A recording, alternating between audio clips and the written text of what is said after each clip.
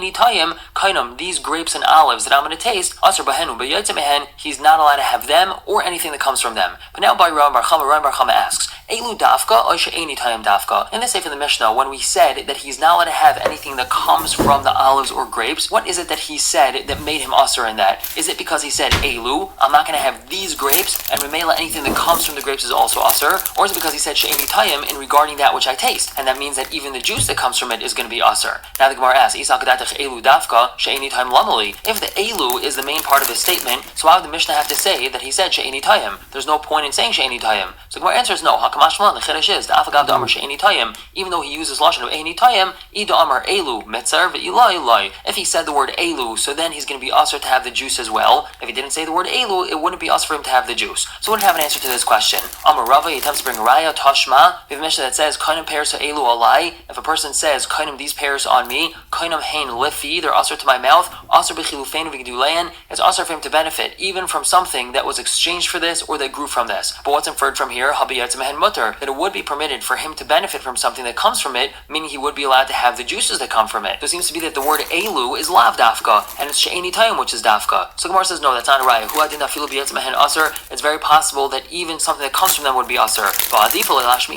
And the Tana just simply preferred to teach us that something that it's exchanged for is like something that grows from it, and that's why he emphasized that and didn't emphasize something that comes from it. But again, it's very possible that something that comes from it would be asr. So Gemara times another raya, tashma she'eni eichel she'eni tayim. If the person used these l'shainos, mutar b'chilufein v'gedelein, he is allowed to benefit from these things. What do we infer from here? Ha hayotze mehen asr. Something that comes from it is asr. So we see that she'eni tayim is dafka, because when he says she'eni tayim, because clearly over here he said she'eni tayim, and the inference is that something that comes from it is asr. So the Gemara says that's not a raya. I did loy nasev b'reisha yotze mehen, loy nasev navi b'seifa yotze mehen. Since the reisha of this Mishnah, the case that we just brought previously, didn't talk about something that comes from this thing, so too in the seifa we don't talk about something that comes from this thing. So we don't have a raya from this case either. Tashma, another attempted raya. Rav Yehuda in our Mishnah had said, Ma'aseh, there was a story of Asr Rabbi Tarfon Olai Beitzim Shenes Bashlu Imai. The Rabbi Tarfon had asred onto me eggs that were cooked with it. I asred meat on myself, and he asred me to benefit from eggs also that were cooked with it. And Amrulai, they told him,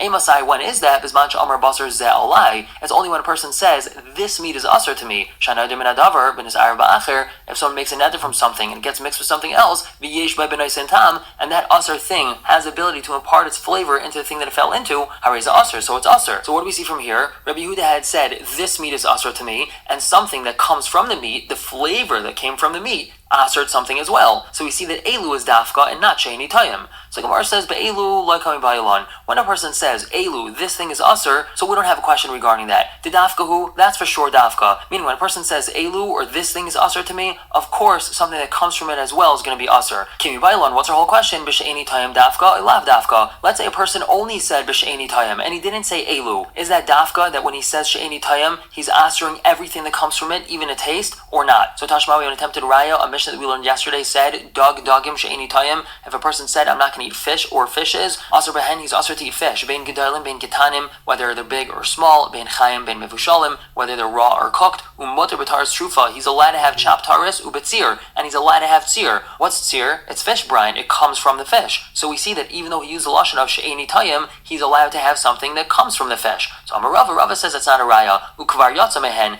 This is referring to fish brine that had already come from the fish before he made this neder. But it's very possible that any fish brine that comes from the fish after he makes the neder would be usr, so we don't have an answer to our question of if she'eni tayim is dafka or not. We're going to stop here for the day, pick up tomorrow with another Mishnah continuing in this vein. For now, everyone should have a wonderful day.